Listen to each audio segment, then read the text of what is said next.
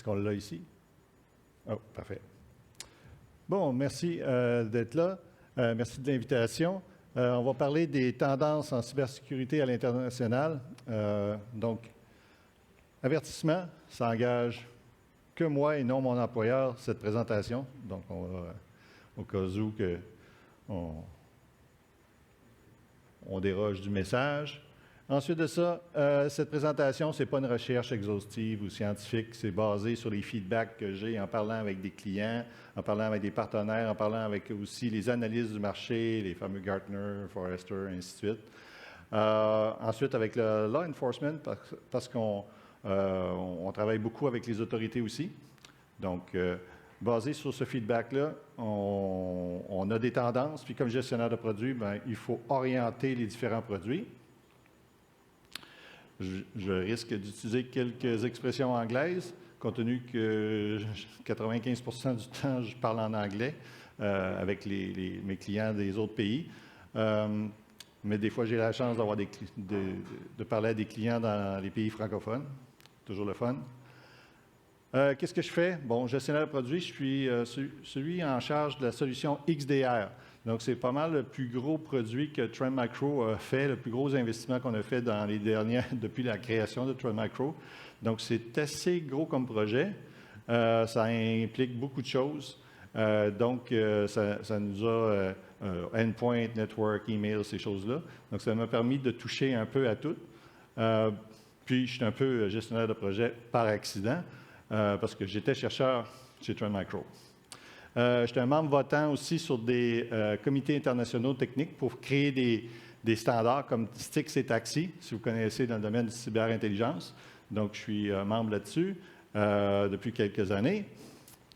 Ensuite, comme chercheur, ben, on est en attente d'un patent dans le domaine de l'IA puis d'automation de la réponse en cybersécurité. Donc, quelque chose qui a vraiment rapport avec ce que j'ai dans mon produit, sauf que c'était du côté recherche que je faisais ça. Et maintenant, ben, je suis, comme je disais, gestionnaire du produit par accident. Sommaire des sujets, on va parler des attaquants, les victimes, ou pour nous, c'est les clients, mais malheureusement, les victimes des crimes. Législation standard, on va passer rapide, parce qu'il y a eu des très bonnes présentations là-dessus. Mais ça influence, bien entendu, les demandes de nos clients. Ensuite, produits et solutions. Au niveau des attaquants, je vais parler rapidement de ce qu'on voit, les tendances au niveau des menaces, des vulnérabilités, les rançongiciels, les APT, mais aussi la cyberguerre. C'était quelque chose qu'on regardait. J'ai travaillé sur l'invasion de la Crimée en 2014. Donc, on ramassait de l'information, puis comme par hasard, maintenant, c'est devenu un sujet d'actualité à nouveau, comme tel. Au niveau des victimes, toujours plus d'impact, toujours plus de fuites et destruction de données. On va le voir avec l'évolution des attaques. Trop d'alertes, alerte fatigue, on n'arrête pas de nous dire, mais en même temps, on essaie de générer moins d'alertes, mais on voit que les alertes ne sont pas toujours ouvertes. Donc, on a des alertes, mais les utilisateurs ne vont pas ouvrir les alertes dans les consoles.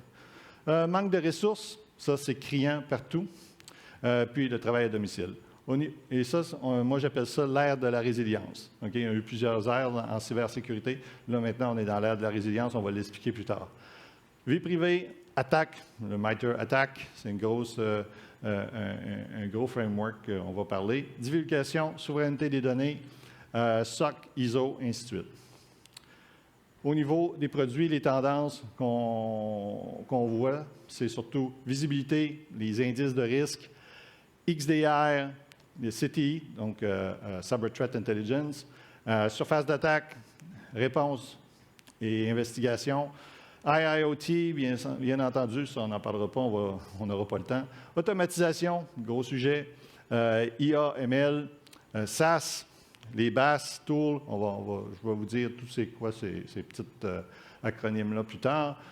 Zero Trust, puis interopérabilité entre les fournisseurs. Ça, c'est les grosses tendances qu'il faut qu'on nous demande toujours.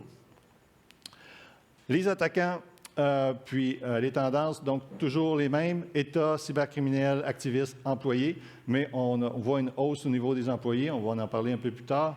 Les cybercriminels, ben, la grosse tendance, c'est qu'ils ont adopté les techniques d'APT des États.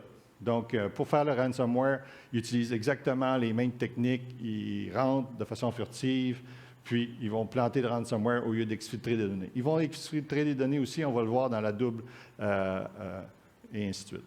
Les gangs aussi sont comme des entreprises avec des employés spécialisés. OK? Donc, ça, c'est un élément qu'on voit souvent.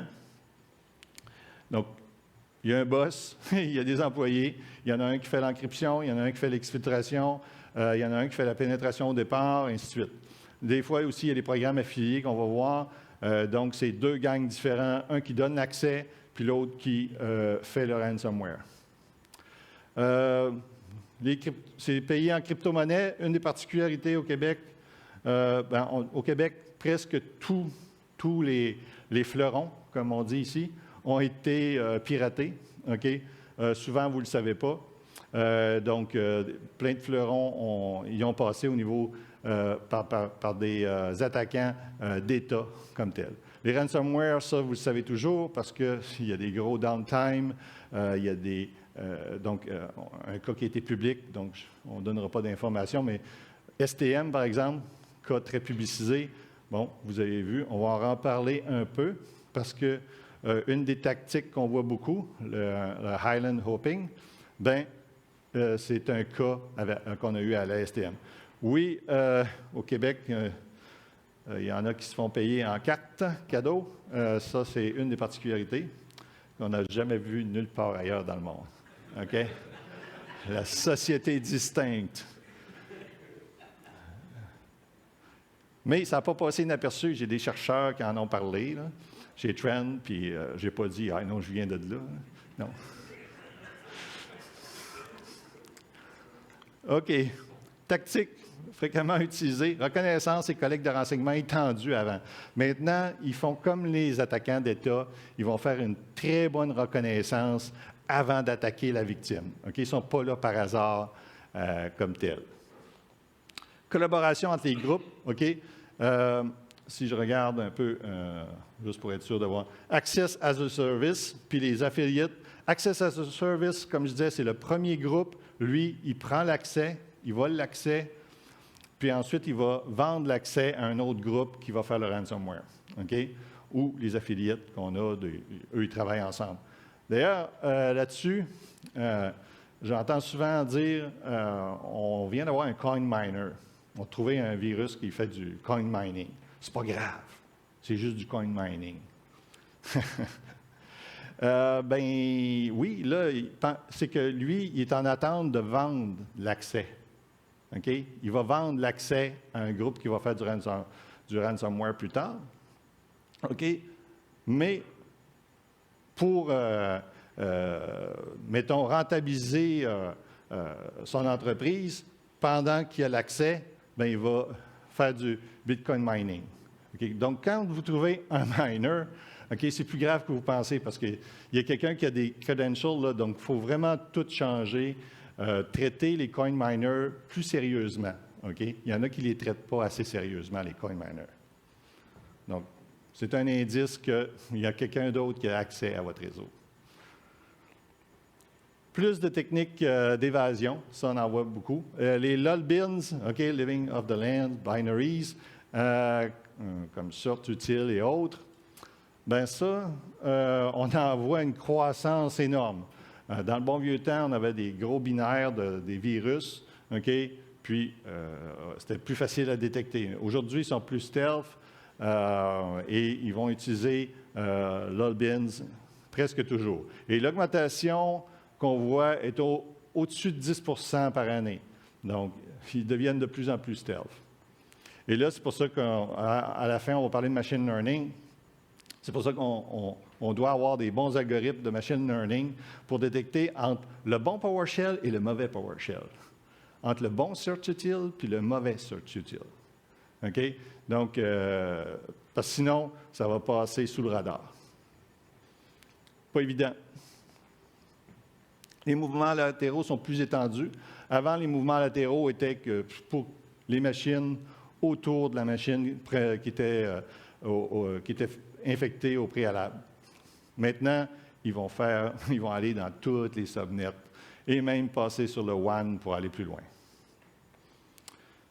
On a parlé tantôt, supply chain attack, c'est un peu comme on a vu pendant la guerre du Pacifique, en Deuxième Guerre mondiale, les Américains ont repris chacune des îles, une après l'autre.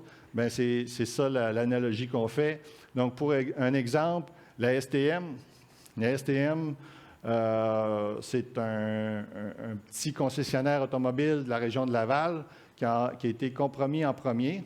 Et là, le phishing est arrivé d'un vrai email de ce concessionnaire-là à un employé de la STM qui l'a ouvert. OK? Donc ça, c'est l'exemple. On va hacker en premier un fournisseur ou une connaissance pour faire du Island hopping. J'en ai eu dans le temps, mais c'était plus les state sponsors. Je me rappelle quand j'étais officier de sécurité pour le réseau de la santé du Québec, bien, j'ai eu on ne violera pas aucun contrainte de confidentialité, mais j'ai une agence de renseignement canadienne qui vient me voir puis qui me dit on a telle adresse IP qui est venue du réseau de la santé qui est venue dans le réseau du solliciteur général du Canada. Oui, cet État-là, qu'on ne peut pas nommer, avait piraté le laptop d'un docteur du réseau de la santé qui aussi donnait des soins dans une prison fédérale. Donc ça, c'était du Highland Hopping, mais il y a très longtemps, OK? Quand j'étais dans le réseau, donc il y a plus que 12 ans. Mais aujourd'hui, c'est les criminels qui utilisent les mêmes techniques que les espions d'État, OK? Habilité des cybercriminels, maintenant, on les compare presque aux espions d'État, OK? Même, c'était leur école, souvent. Il y a eu beaucoup d'échanges dans certains pays entre les deux, comme tel. Avec la pandémie, le travail à domicile, bien, on a vu, maintenant on voit la grande démission. Je ne sais pas si au Québec, les gens démissionnent autant que je vois ailleurs, mais c'est la grande démission. Puis là, les gens aussi décident de quitter avec les données. Ils ont travaillé 2 ans fort de chez eux en travail à domicile. Je dis, ça, là, c'est mes données, c'est moi qui ai travaillé. Donc, ils ont moins de scrupules à partir avec les données. Donc, on a une recrudescence des employés qui quittent avec des données. Puis, on le voit, malheureusement, on a des appels de détresse de certains clients, puis on doit investiguer. Et là, les mêmes outils qu'on a, le EDR, les XDR, et ainsi de suite, qu'on utilise pour récolter parce que c'est comme une boîte noire d'un avion, un peu, un EDR. Bien, toutes les actions qui ont été faites sur les laptops ou les ordinateurs ont été enregistrées et nous permettent de faire une investigation, mais là, l'attaquant est à l'interne. Ah, j'ai parlé, les services de renseignement viennent me... Ils sont plus rapides. Oui, ils sont plus rapides.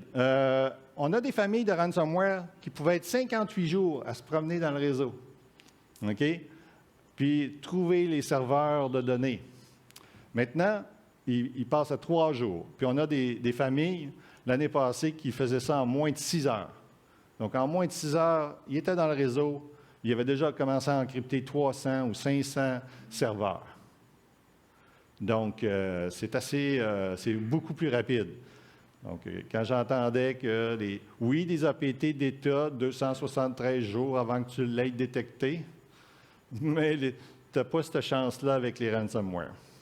OK? C'était mignon d'entendre ça. Les menaces, bon, on connaît toutes ces petites choses-là, menaces, actifs, les risques, les vulnérabilités.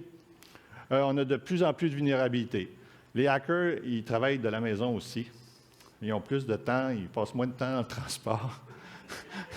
Donc, ils ont fait plus. En tout cas, les bug hunters, ils ont été très actifs. Il y a de plus en plus de vulnérabilités. On a énormément on est dans les 12 ou 14 000 par année. Donc là, maintenant, c'est ceux qui patchent.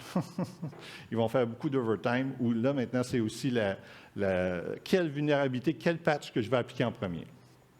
C'est quelque chose qu'on essaye de répondre pour nos clients. On essaie de montrer celles qui ont déjà des activités on the ground, celles qui ont déjà des POC, puis ainsi de suite, puis leur dire dans la console, patch ceux-là en premier. OK? Ensuite, les rançongiciels sont devenus à la double et la triple extorsion. Donc, première chose qu'ils font, c'est l'exfiltration. Donc, ils vont aller chercher des données. Et comme ça, ils vont chiffrer. Et si tu ne veux pas payer parce que tu as des super backups, j'ai rarement vu ça, il y a toujours des pertes de données. Okay? Donc, ils vont chiffrer, vont te faire la petite l'annonce de ransomware, il faut que tu me payes en 48 heures. Puis ensuite, si tu ne veux pas payer, ils vont te menacer d'exfiltrer les données et ensuite un beau petit DDoS. Ça, c'est la triple extorsion. Cyberguerre, les wipers. Les wipers, ce n'est pas nouveau. On en a vu en Corée du Sud. On se demande, c'est pas les Russes qui ont attaqué la Corée du Sud. On se demande bien qui. Le DDoS, on a vu ça aussi. Defacement. Au Moyen-Orient, on a vu pendant la guerre en Irak, on a vu en Syrie aussi. Donc, la cyberguerre, ce n'est pas nouveau. Moi-même, je travaillais comme officier dans les Forces armées canadiennes. J'étais dans une équipe de guerre électronique. C'est juste qu'ils ont changé le nom. C'est cyberguerre maintenant. Augmentation de 42 % des menaces bloquées par trait de micro. C'est la seule stat que je vais vous amener, juste pour vous montrer qu'on a bloqué 94 milliards. Okay, ça peut être des virus, ça peut être des phishing, ça peut être des exploits sur le réseau. 94 milliards de blocages ont été faits par nos produits. Okay? Et j'ai regardé, nos concurrents, c'est la même tendance. Okay? Sauf qu'ils en attrapent moins, eux autres. Mais l'ère de la résilience. C'était quoi l'ère de la résilience que je parlais tantôt? C'est la seule façon de construire, de vous sécuriser, c'est planifier sur la résilience. Comme vous savez, ce n'est pas une question de si on va être attaqué, mais une question de quand. Okay? Donc, faites des backups, okay? Toujours la tactique du 3-2-1, 3 copies, dans 2 formats, dont une à l'extérieur, pas connectée. Parce que la première affaire qu'ils cherchent sur votre réseau, il y en a qui ont mis des backups, puis ils ont mappé ça sur des drives, bien, ils vont chiffrer les backups. Ils chiffrent les backups.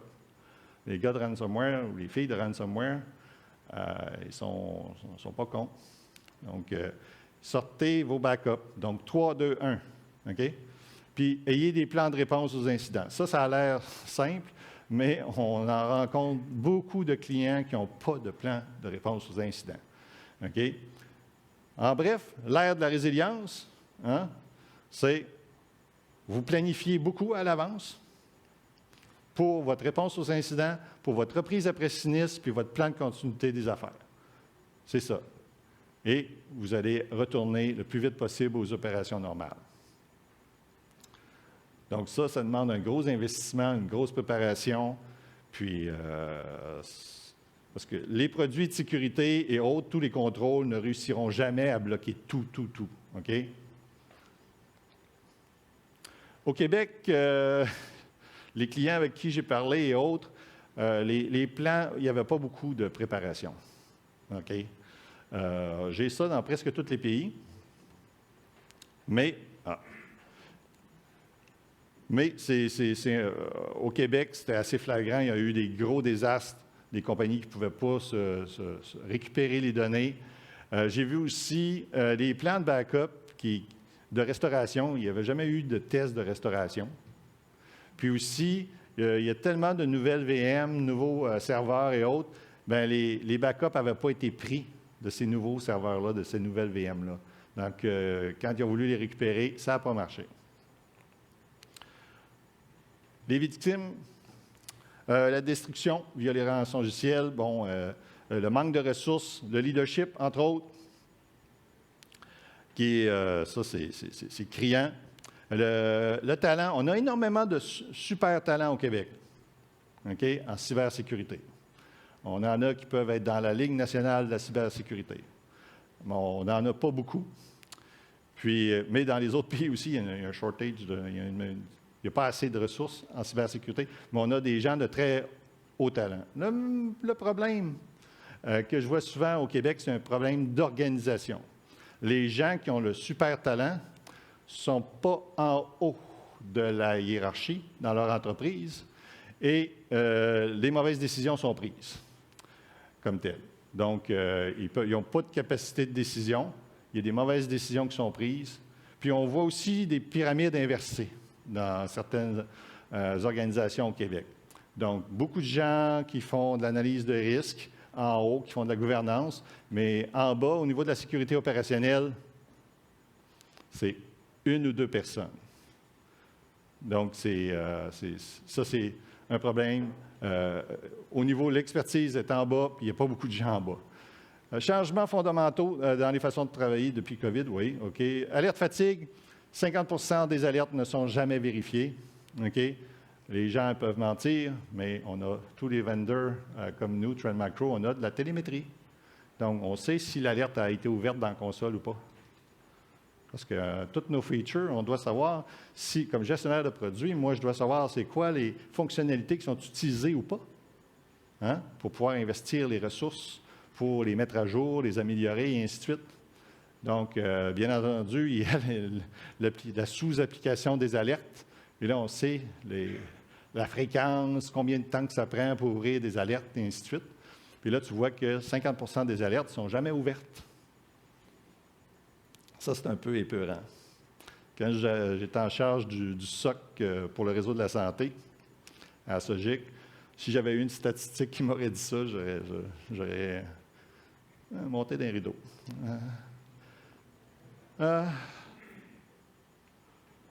Ensuite de ça, la grande migration SaaS. Ça, c'est la grosse affaire. On a les produits on-prem, il y a les produits dans le cloud, software as a service. OK? Mais il y a aussi les hybrides entre les deux. Donc, on a ça au Québec, on est bien. Il y a eu un départ lent, mais le Québec suit. Le Québec est vraiment dans la migration SaaS comme telle. Puis, il n'y a pas de grosse migration de pingouins au Québec, là, mais ça me rappelait la grande migration.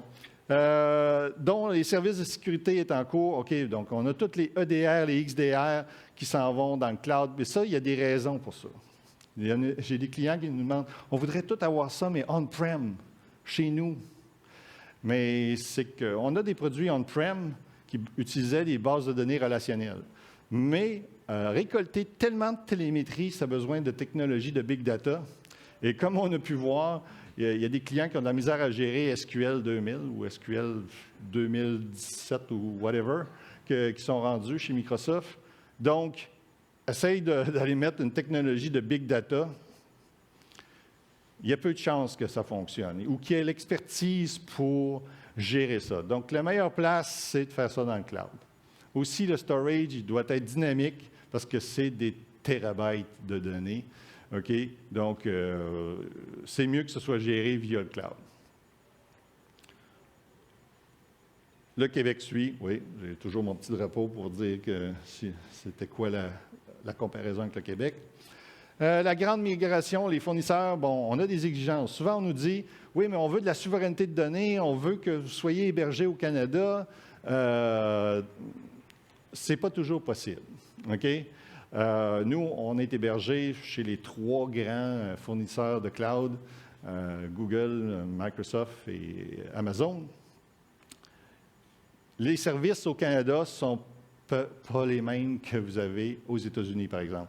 Donc, si mon logiciel utilise un service particulier, puis que ce service particulier-là n'est pas chez Cloud, on ne va pas le nommer, mais Cloud Canada East ou Cloud Canada Central, bien, on ne peut pas héberger au Canada ce logiciel-là. Mais on peut, certaines parties, certaines solutions peuvent être hébergées, par exemple.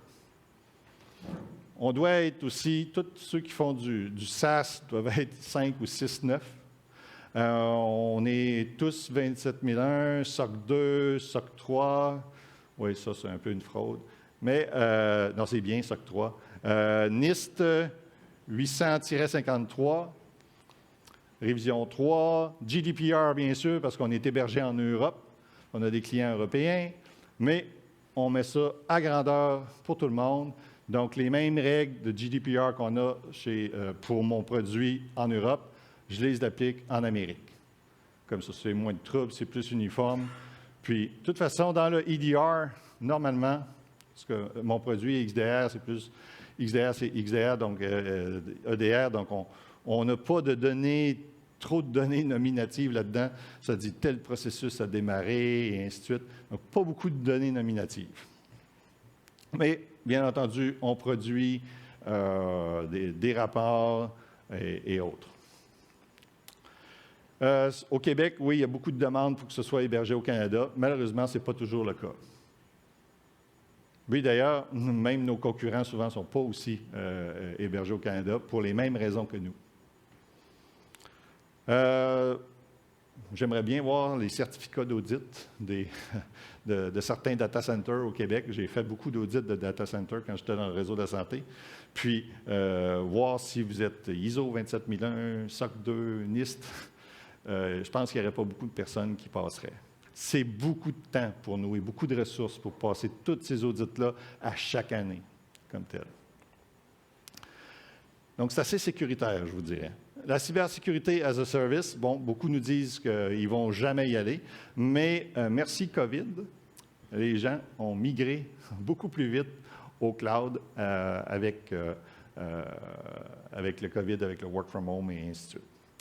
Donc, rappelez-vous, le SaaS, c'est une responsabilité partagée. Fait que demandez à un avocat, demandez pas à un professionnel en sécurité pour réviser les contrats de sécurité as a service. OK? Il y en a beaucoup, j'ai vu beaucoup de gens en cybersécurité qui jouent à l'avocat. Non, demandez à un vrai avocat. OK? Puis je ne suis pas payé par le barreau pour dire ça.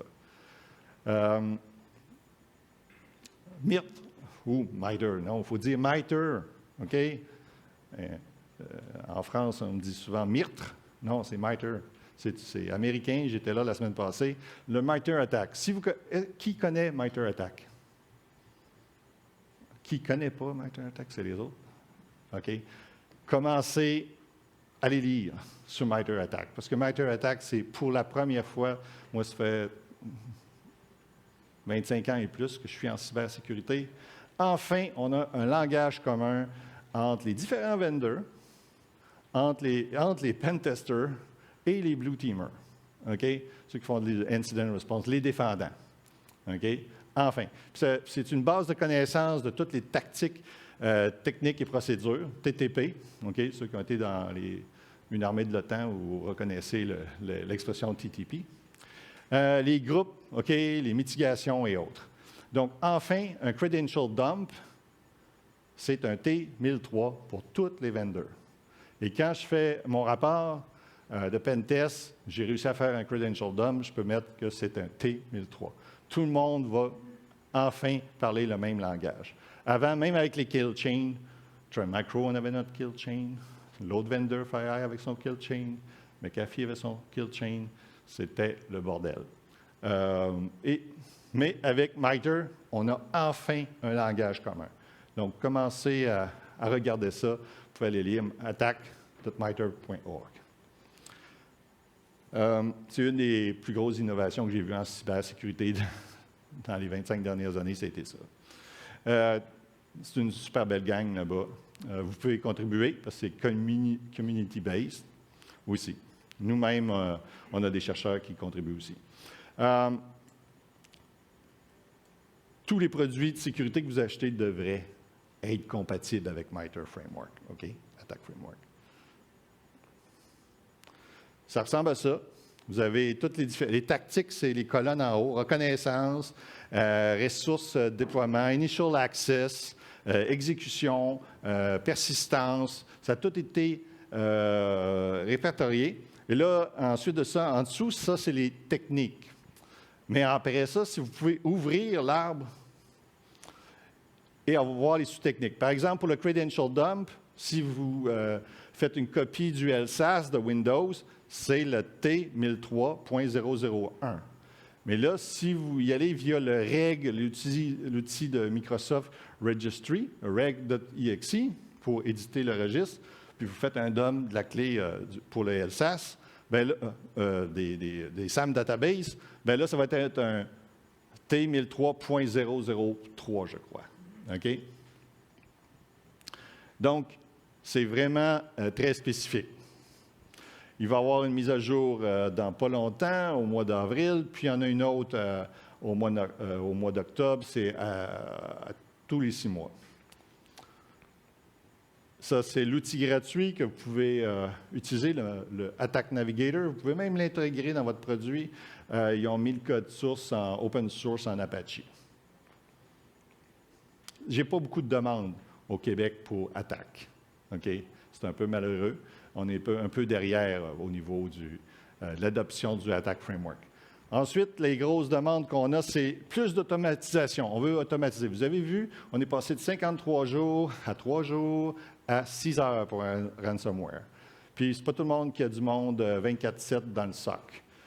Donc, les gens se sont dit, on veut avoir du Automated Response. OK? Donc, pour ça, il y a les SOAR. OK?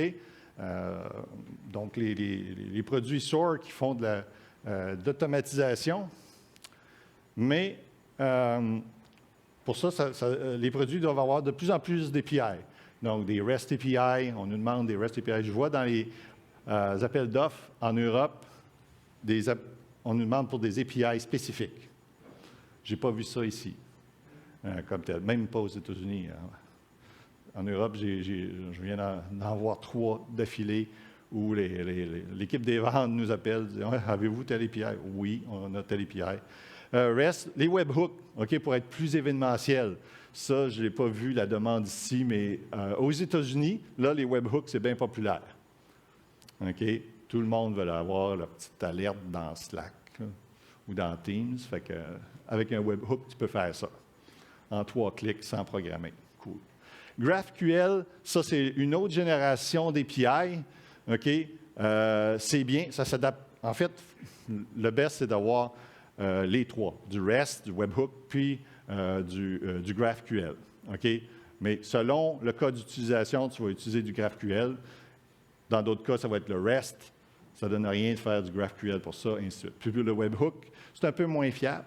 OK? Tu ne reçois pas tout le temps les alertes avec le webhook, donc il faut être capable de dealer avec ça. Ensuite, on nous demande d'avoir, OK, on a ça, le triage. Il y a des standards. En OpenC2, j'étais là-dessus pendant quelques années, mais il n'y a pas une adoption qui a été faite par les vendors de OpenC2. Très peu. C'est très universitaire sur le comité comme tel, donc c'est un peu plus difficile. Donc, mais Cacao, par contre, c'est un autre standard qui est prometteur parce que là, vous avez les playbooks, on appelle ça donc les SOAR, OK, ou les Workflow Engine vont créer des playbooks. Vous faites votre playbook. S'il arrive telle alerte, isole le poste. OK, ou tue le process. Cacao, mais là, chacun des vendors, Palo Alto avec SOAR, IBM SOAR, tous les vendors, si tu exportes les playbooks, ils ne sont pas compatibles avec l'autre. Okay? Puis des fois, tu veux partager un playbook, le SOC d'un ministère voudrait partager avec l'autre SOC d'un autre ministère. OK? Puis bien entendu, ils ont acheté des produits différents. Donc, là, ce n'est pas possible. Il faut recréer tous les playbooks. Donc ça, c'est plate. Mais Cacao, c'est ça qu'ils veulent résoudre. Ils veulent avoir c'est en JSON, donc ils veulent avoir un standard pour ça. On va devoir avancer plus vite. Au Québec, je n'ai aucune demande pour l'automatisation comme telle. Donc, on est un petit peu en retard. Plus d'interopérabilité entre les fournisseurs. Oui, comme XDR, bon, je suis biaisé, je suis Product Manager pour un XDR. Eh bien, c'est fait pour le SOC, donc le Centre de sécurité opérationnelle. Donc, tous les gens ont un écosystème, on a des produits différents, donc on nous demande de pas être d'être un team player, puis de pouvoir partager les informations avec les autres produits des autres vendors. OK? Ça, c'est génial. Donc, un produit qui s'intègre mal avec les autres, Ça, c'est quelque chose à regarder, à ne pas acheter. Okay? Donc, quand vous faites un processus d'achat, regardez si le logiciel va bien s'intégrer dans votre écosystème. Regardez c'est quoi l'écosystème des produits que vous allez aller vérifier. Donc, des fois, ça peut être fait des intégrations dans le cloud, des intégrations via l'OS et autres, dans le SIM aussi. Donc, on va y aller via les événements. Vous pouvez le faire via Stix et Taxi au niveau de cyberintelligence, via des outils très communs que les gens utilisent, comme MISP ou OpenCTI. Puis via aussi des interrogations natives au Data Lake, parce que là, on envoie toutes les informations dans les Data Lake. Et c'est là que un standard comme StickShifter est super. Okay? Nous, c'est IBM qui nous l'a imposé pour une intégration. Puis maintenant, je suis vendu à StickShifter. C'est comme le Universal Translator de Star Trek. OK? OK? Donc, et oui. Donc, ça prend le query. Donc, tu as une adresse IP d'un indicateur de compromise, d'un IOC, ou un SHA-1 ou autre, puis ça va convertir en requête de QRadar, de Splunk, Elasticsearch, Trend Macrovision 1 et autres, ou CrowdStrike. Donc, ça va convertir et ça te retourne un JSON avec le retour en StickObject aussi. Okay? Donc, tu peux à ce moment-là le parser. Donc, tu n'as pas à connaître la syntaxe de query des autres. Okay? C'est open source, faites une recherche, GitHub, StickShifter, c'est magique. Moi, j'aime ça. Puis oui, ça, c'est une de mes séquences favorites d'Apollo 13. Hein? Fit this square filter in this round cylinder. Hein? Bien, c'est un peu ça. Quand ce n'est pas compatible, là, un outil, puis tu veux mettre ça dans ton socle, tu es un peu comme le square. Puis là, il faut que tu aies des bons ingénieurs comme à NASA pour les faire marcher ensemble. Zero Trust Architecture, ça, le Québec suit beaucoup. OK? On a beaucoup de demandes pour le ZTA. Okay? C'est ce qui remplace un peu le VPN. Les gens étaient en VPN avec un Two-Factor Authentication. Maintenant, c'est le ZTA. Ça permet un plus gros contrôle d'accès aux ressources à l'interne. Puis ça peut vraiment diminuer la propagation d'une attaque aussi. On a vu, ils sont passés 53, 3, 6 heures. Bien, si on bloque, parce que là, il y a des accès implicites. Tu es dans le réseau, tu as accès à tout. OK? Donc, avec Zero Trust, tu vas seulement donner le port 443 pour les gens qui sont authentifiés de telle façon.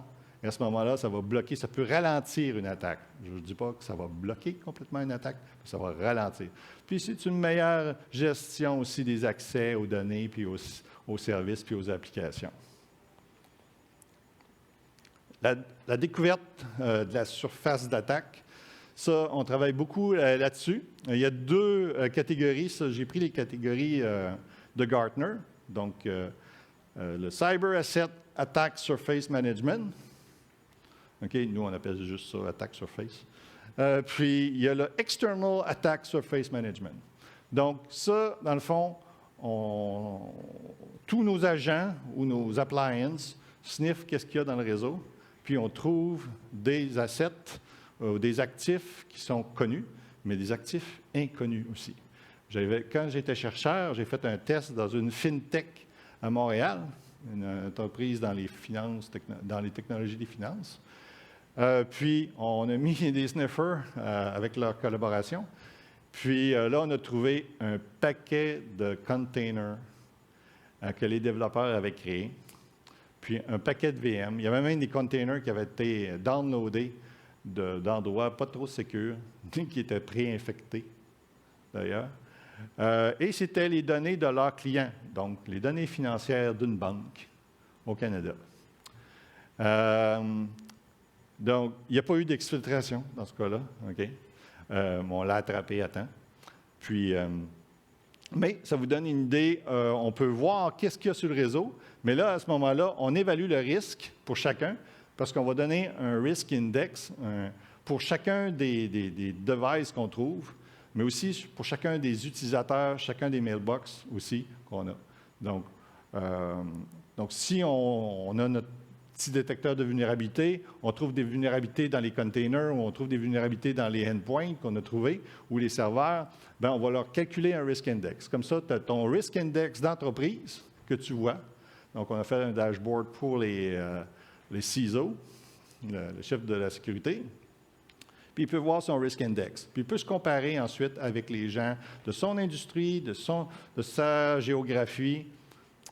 Mais il peut voir aussi les nouveaux assets, les nouveaux actifs qui ont apparu comme par magie dans son réseau. OK? Donc, avec le Bring Your Own Device, tu vas en voir, mais aussi avec les développeurs, eux autres, ils vont en créer des containers puis des VM, puis ils ne sont pas tous patchés. OK? Donc, le external, par contre, ça, c'est au niveau externe, en dehors du périmètre. OK? Puis là, vous allez être surpris. Là, à chaque fois qu'on fait un scan, on trouve des serveurs d'un projet oublié ou des nouveaux projets qui utilisent du no-code. Donc, les employés, ils ont été à la maison pendant 2 ans, ils ont acquis de nouveaux new skills, comme on dit en anglais, puis là, ils ont découvert les no-code. No-code, c'est, bon, ça le dit, c'est quasiment drag and drop, et là, tu peux créer des intégrations. Donc, ça va extraire l'information du système A, puis ça va l'envoyer dans le système B, puis ça l'envoie dans le système C, puis ensuite, on publie ça dans un Google Sheet sur Internet. OK? Je vois les pouces en l'air là-bas. Il a reconnu quelqu'un.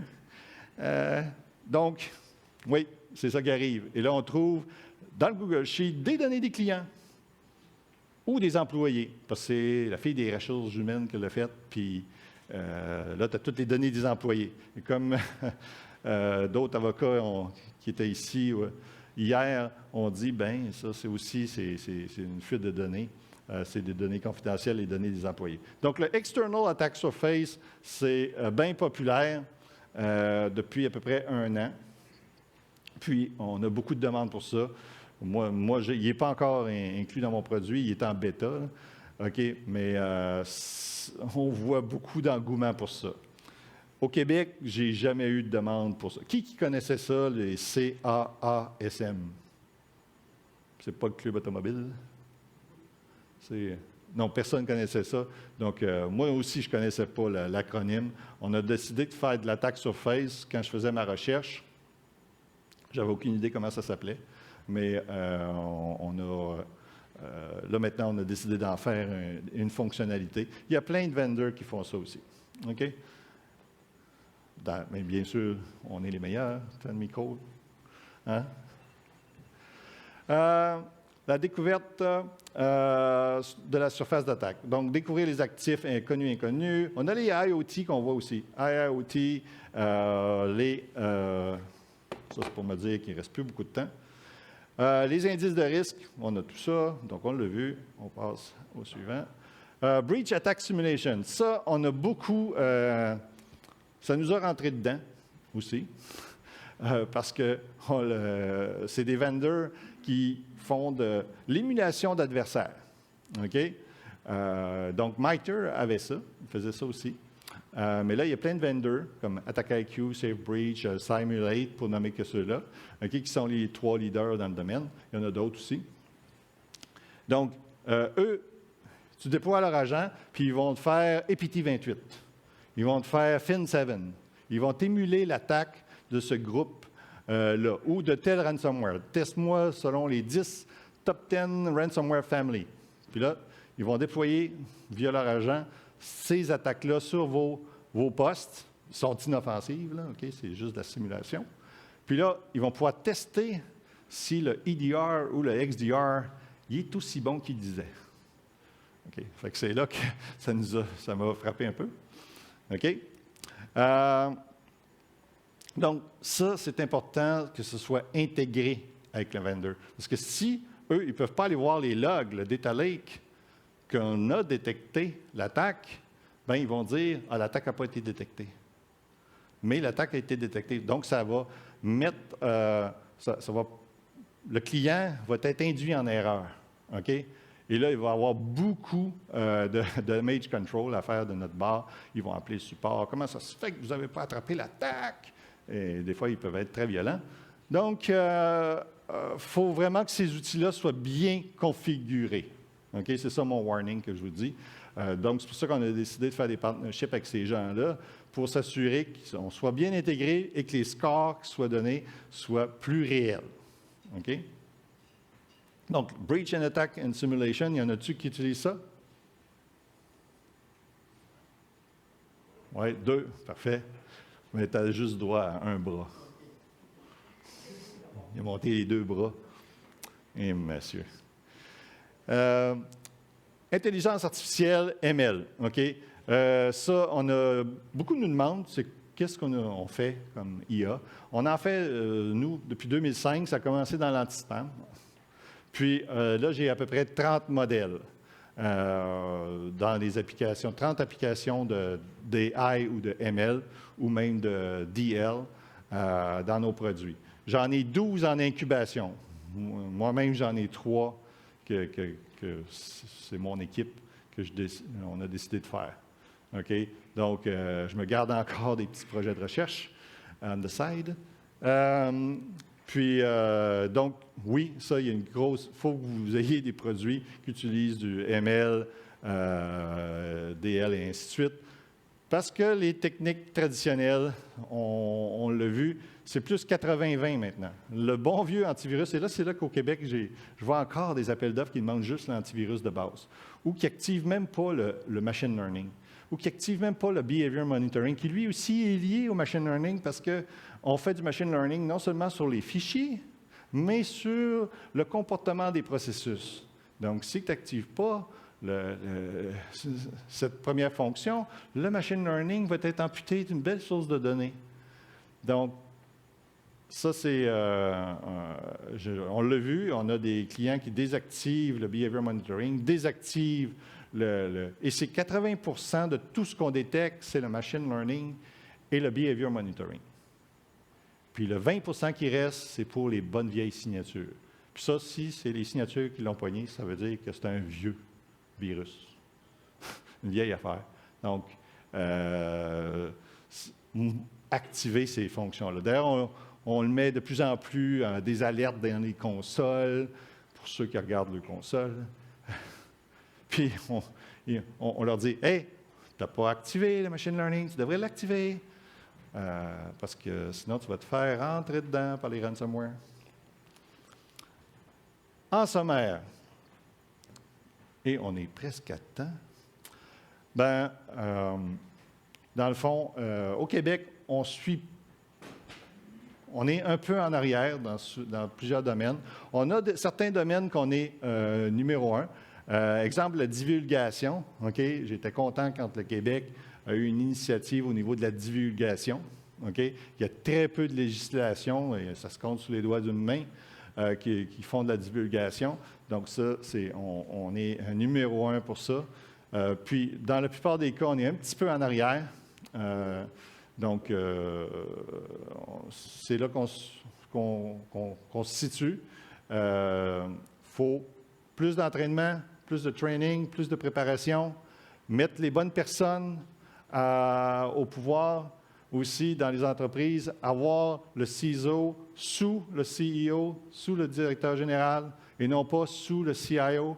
Ça, c'est une des pires gaffes à faire. C'est comme... on ne fera pas d'analogie au réseau de la santé.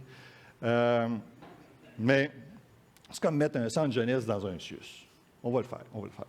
Okay? C'est clair que ce n'est pas la mission principale. Donc, ils n'auront pas les sous puis toute l'attention de la haute direction. Quand tu es dans le directeur des TI et au-dessus de la personne de sécurité, c'est clair que ce n'est pas toi qui es budget, puis tu ne seras pas les priorités. Donc, dans l'armée, quand j'étais officier de sécurité, je pouvais parler directement au commandant de l'unité. Je n'avais pas besoin de passer par le XO, le commandant second du bateau. J'étais dans la marine. Puis, donc, tu sais, ça, au moins, il y avait une belle structure. La structure au Québec est souvent déficiente, mais c'est la même chose dans beaucoup d'organismes que je vois aux États-Unis et en Europe. Mais si j'avais un conseil, c'est s'assurer, surtout ceux qui nous disent que la sécurité est importante, si on voit les CEO, les directeurs généraux qui disent que la sécurité est importante pour eux, elle est souvent très importante après qu'il y ait eu une brèche. Mais avant qu'il y ait eu une brèche, au Québec, ça n'a pas l'air très important. Donc, des questions?